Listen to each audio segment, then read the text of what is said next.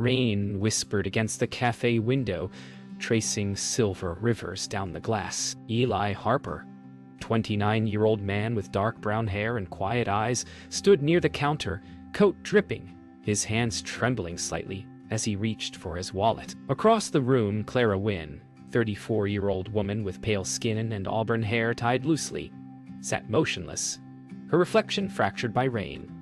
Eli watched her, something unspoken stirring beneath his ribs. When the barista May, 22nd, female petite with streaked blue hair and tired freckles, met his gaze, he said softly, "One more coffee." For her.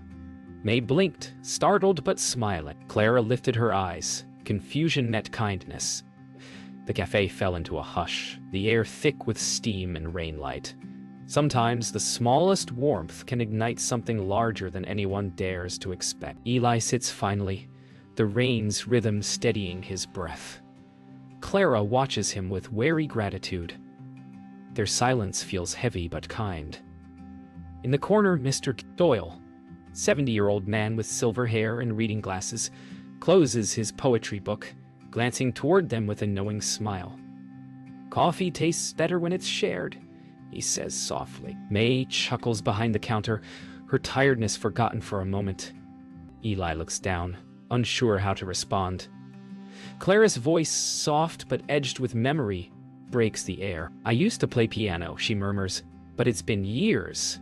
Eli's eyes lift, curious. "Maybe some things just wait for the right morning," he says. Lena, 38-year-old woman with auburn curls and tired eyes, watches her son sketch heroes with crayons on napkins. She notices the quiet kindness between Eli and Clara and sighs, her gaze softening. Her phone buzzes, an unread message from her ex. She sets it face down. Her son grins up at her. "Mom, can I give them my drawing?" he asks. She hesitates, then nods. He skips to Eli's table, his small hand clutching a paper hero. The cafe pauses as the boy offers it shyly. Eli smiles, takes it gently, and says, "Thank you, buddy." He looks brave, the boy beams. Kindness multiplies. May leans back against the counter, arms crossed. The morning rush is gone, but something lingers. A hum of quiet connection. She studies the people in her cafe, all changed by one simple act. Mr. Doyle, 70-year-old man, reads again, but smiles now between verses. Lena's son hums while coloring. Clara laughs, the sound fragile but real, and Eli joins her. May whispers to herself, "Maybe this is what good days feel like." She scribbles a note on a napkin and leaves it beside Eli's empty cup. "Thank you for reminding me why I love mornings." As sunlight replaces storm, Eli stands to leave. Clara rises too, uncertain but smiling. She reaches into her coat and sets a folded bill on the counter. For the next person, she tells May. May blinks, then grins. "Mr. Grin." Doyle raises his cup in salute. Lena watches quietly as her son waves goodbye. The cafe feels larger, lighter, as though everyone breathed the same kindness at once. Eli turns to Clara and says softly, "Maybe we'll meet again." She nods, eyes bright. Outside, the street gleams clean after rain. Every face inside reflects the same quiet truth. One small act can change everything. The rain has stopped, but the city still smells of it. Eli Harper, 29-year-old man with tired eyes and a day's stubble, walks home with his coat collar turned up. The photo he took that morning, Clara's reflection blurred by rain, sits undeveloped in his camera. He keeps replaying her voice, the way she said she used to play piano. At the corner, a street musician strums a guitar, his open case nearly empty. Eli pauses, drops a $5 bill in, then kneels and asks about the song. The man grins and says, "It's called Begin Again." Eli smiles. He doesn't notice May, 22, passing on her bicycle, glancing back just once at the man who made her morning feel lighter. Would you still be kind if no one saw? The air carries the last of the rain, soft as forgiveness. Clara Wynne, 34-year-old woman with auburn hair and pale skin, sits in her small apartment that smells faintly of dust and sheet music. Her old upright piano stands against the wall, keys yellowed and silent. The coffee cup from the cafe sits beside it, the rim smudged by her lipstick. She touches the keys, like greeting an old friend. Her hands tremble. But the sound that comes is pure, hesitant at first, then tender. Downstairs, a neighbor pauses to listen. For the first time in years, the walls of her loneliness crack open, and something warm spills through. One morning, one stranger, and her silence begins to heat. Back at the cafe, May finishes her shift, wiping tables that still smell of roasted beans and rain. The bell chimes as Mr. Doyle, 70-year-old man with silver hair and kind wrinkles, stays behind with his poetry book. May sits across from him, apron folded. "Do you ever get tired of people?" she asks, smiling. He shakes his head slowly. "No. Sometimes they just forget how to see each other." Then someone reminds them. She exhales, staring at the empty cup. Eli left that morning. Mr. Doyle adds he remind them too. For the first time in weeks, May believes him. Night folds gently over Portland. Lena Carter, 38-year-old woman with auburn curls pulled into a loose knot, tucks her 7-year-old son, Noah, into bed. The boy's room glows with soft lamplight and taped drawings. Superheroes. Rain. A smiling man and woman sharing coffee. Lena pauses, tracing his art with her fingertip. "Why did you draw them?" she asks. Noah grins sleepily. "Because they looked lonely." But then they weren't. Her chest tightens. Downstairs, her phone buzzes again, her egg's name lighting the screen. She turns it face down and whispers, "Good night, my brave one." Outside, rainwater glitters on parked cars. Her son's quiet faith feels stronger than the ache she carries. The next morning, sunlight spills over the cafe again. May arrives early, humming softly as she unlocks the door. On the counter, she finds a folded note and a small Polaroid. It's from Eli Harper, 29-year-old man with steady eyes and rain-worn smile. The photo shows Clara Wynn, 34-year-old woman with auburn hair, playing piano, light caught mid-motion on her fingertip. The note reads, "For the music you brought back." May holds it against her chest, smiling. Mr. Doyle, 70, arrives moments later, placing a single tulip in a mug by the window. The cafe, once ordinary, now feels sacred. A place where unseen kindness keeps echoing through every cup poured. Morning fog rolls through the streets like leftover sleep. Eli Harper, 29-year-old man with unshaven jaw and rain-creased coat, stands outside a photo shop holding his developed film. He flips through the prints, blurred strangers' reflections, and one frame that stops him cold. Clara Wynn, 34. Her face half-lit, eyes lifted toward unseen music. A warmth stirs behind his ribs. The shopkeeper, gray-haired woman in her 60s, says, "Beautiful capture. Looks like hope." Eli smiles faintly. "She reminded me what it looks like." Outside, pigeons scatter as sunlight breaks through fog. He tucks the photo in his pocket, unaware that miles away, Clara's piano fills her street with sound. Kindness, once small, begins to echo. In her apartment, Clara Wynn, 34-year-old woman with tired grace, plays softly. Notes ripple like ripples on a lake, fragile but alive.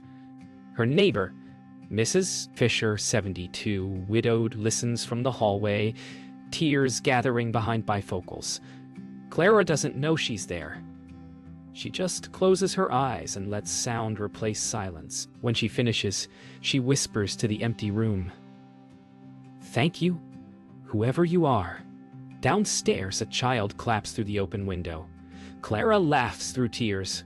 Sometimes kindness finds its echo in strangers you'll never meet. Back at the cafe, May Delaney, 22-year-old woman with blue-streaked hair escaping her bun, hangs a small photograph on the corkboard near the counter.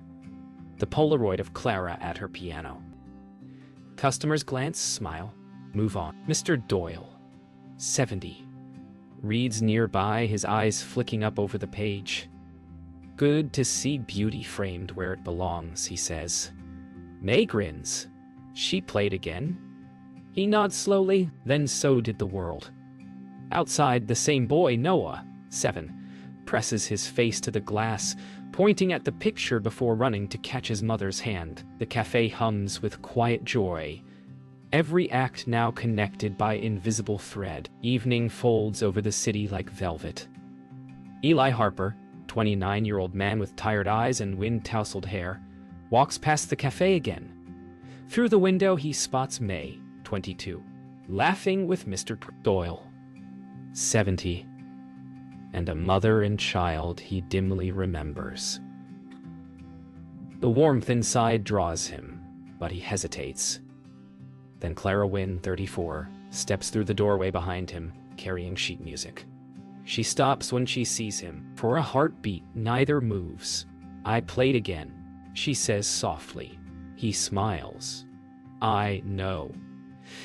They stand under the streetlight, its glow painting halos in the mist. Inside, May notices them and turns the cafe's sign to open late. Sometimes kindness circles back right when we're ready to see it. Later that night, the cafe is nearly empty. May wipes the counter while music drifts from Clara's piano, a gentle living thing now. Notes spilling through the open door. Eli sits near the window, camera beside his cup. Lena Carter, 38-year-old woman with auburn curls, listens with Noah, 7, whose eyelids droop against her arm. Mr. Doyle murmurs a line of poetry under his breath, smiling. May whispers to herself, "This started with one coffee." Eli glances up and nods toward Clara. Sometimes that's all it takes. The final chord fades, and for a moment every soul inside believes the world might actually be kind enough to begin again. Morning breathes through open windows as the city wakes. Clara Wynne, 34-year-old woman with auburn hair falling freely around her pale face, sits at her piano recording a melody for the first time. The tune carries warmth, almost shy. Down the street, Eli Harper, 29-year-old man with dark hair and stubble, pauses while photographing puddles. The same melody drifts to him on the wind. He smiles, recognizing it instantly. May Delaney, 22nd, hears it too through the cafe speakers, Eli's photo now hanging by the register beside a small note that reads, "Kindness recorded." The cafe door jingles as morning regulars arrive, drawn by music none of them know came from one stranger's gift to another. Or Goy. While inside the cafe, May prepares a new chalkboard sign. Free refill for a kind word. Mr. Doyle, 70-year-old man with silver hair and laugh-creased cheeks, watches from his usual seat.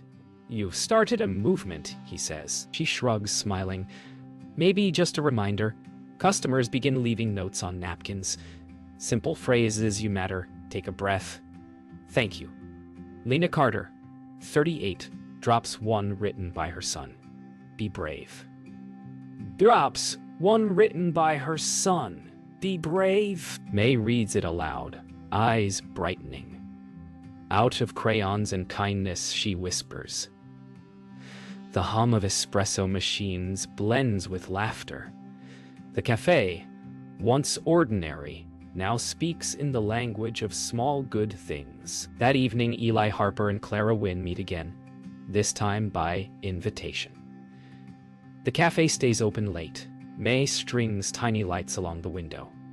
Clara carries her sheet music. Eli brings his camp. She plays while he captures reflections, the way her eyes follow the melody, the way May's grin mirrors the rhythm, the way Mr. Doyle taps time with his pen.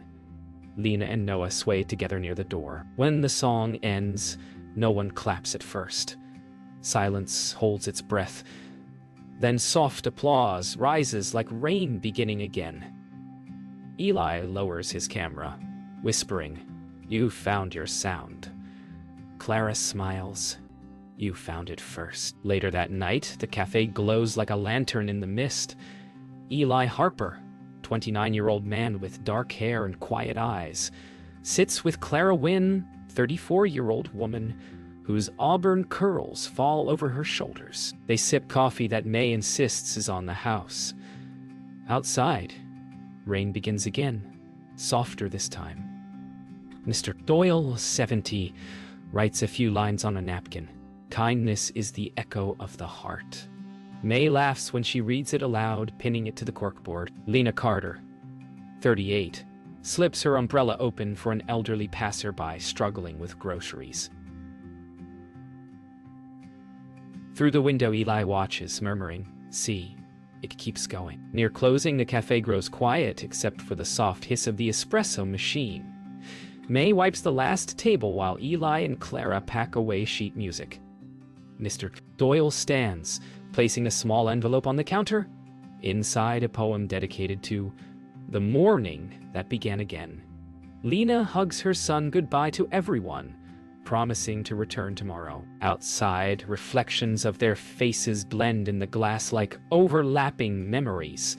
May turns off the lights except for one small lamp above the corkboard filled with notes. She whispers, "Good things linger." Eli glances back through the window at that glow, thinking how something as simple as buying a coffee had become the start of everything. Morning glows pale over Portland. May Delaney, 22-year-old woman with blue-streaked hair tucked under a knit beanie, unlocks the cafe door and breathes in the quiet. On the counter sits Mr. Doyle's envelope from the night before. She opens it carefully. Inside, a handwritten poem and a note. For those who give without knowing they give. She places it in the front window beside the chalkboard. Passers-by pause to read, their reflections caught between raindrops. Eli Harper, 29th, steps in with his camera and a shy grin. "Looks like the place has a heart now," he says. May nods. "It always did. We just finally noticed it beating."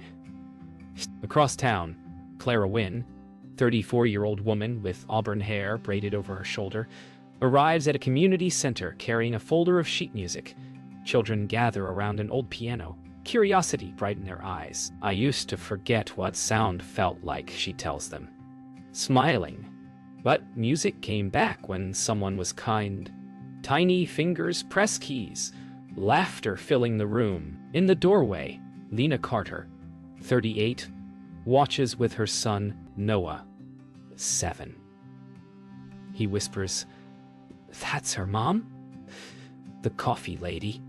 Clara waves them closer. The melody rises, gentle and full of light. What began in a cafe now teaches strangers how to listen again. Later that afternoon, Eli Harper wanders through a small park bordered by maples shedding gold leaves. He photographs strangers performing small mercies. A jogger tying another's shoelace, a teen returning a dropped wallet, an old man feeding pigeons. Each click feels like a heartbeat answering the cafe's echo. When he stops to rest, May Delaney texts him a photo. Clara teaching children, laughing. Beneath it she writes, "You started this." Eli types back, "We all did." He lowers the camera, smiling toward the horizon where sunlight burns through cloud. Kindness has become the city's quiet language, spoken without words. Late afternoon light filters through the cafe windows, turning dust into gold. May Delaney, 22-year-old woman with freckles and blue-streaked hair, arranges fresh tulips beside the corkboard of notes. Mr. Doyle, 70, arrives slower than usual, cane tapping in rhythm. "The city feels softer lately," he says, eyes twinkling. May nods. "People keep doing little things, leaving muffins, paying for the next cup. It's catching on." He smiles. "Kindness is contagious. We just forget to expose ourselves." They share a quiet laugh. Outside, passers-by pause to photograph the window poem. The cafe hums again, alive with strangers who feel like friends. That night, the cafe hosts its first open mic evening. Clara Wynne, 34-year-old woman, with auburn hair cascading over a dark green dress, plays the opening piece, a melody born from rain and gratitude. Eli Harper, 29, photographs the crowd, catching smiles more than faces. May introduces each performer, her voice bright with pride. Mr. Doyle reads his poem aloud. Lena Carter, 38, and her son Noah, 7, sit front row, swaying to every note. When the music ends, applause fills the small room like wind through leaves. Eli lowers his camera, heartful. One coffee had become a chorus, proof that even the quietest act can echo forever. A week later, Portland wakes to crisp sunlight and the smell of rain-soaked earth. Eli Harper, 29-year-old man with dark hair and quiet warmth in his eyes, walks through downtown carrying a small envelope. Inside is a photo from the cafe's open mic night. Clara playing, May laughing, everyone bathed in amber light. He stops at the library steps where an art exhibit invites local photographers. He hesitates, then pins the photo to a community board titled, Moments That Matter. A passerby pauses to look, smiling. Eli walks away with the sense that something far larger than him has begun to move. Kindness turning into memory. Across town, Clara Wynne, 34-year-old woman with auburn hair braided over one shoulder, sits in a quiet recording studio. A friend from the community center convinced her to record the song she wrote from that rainy day. Her fingers hover over the keys and she exhales slowly. The red light blinks on.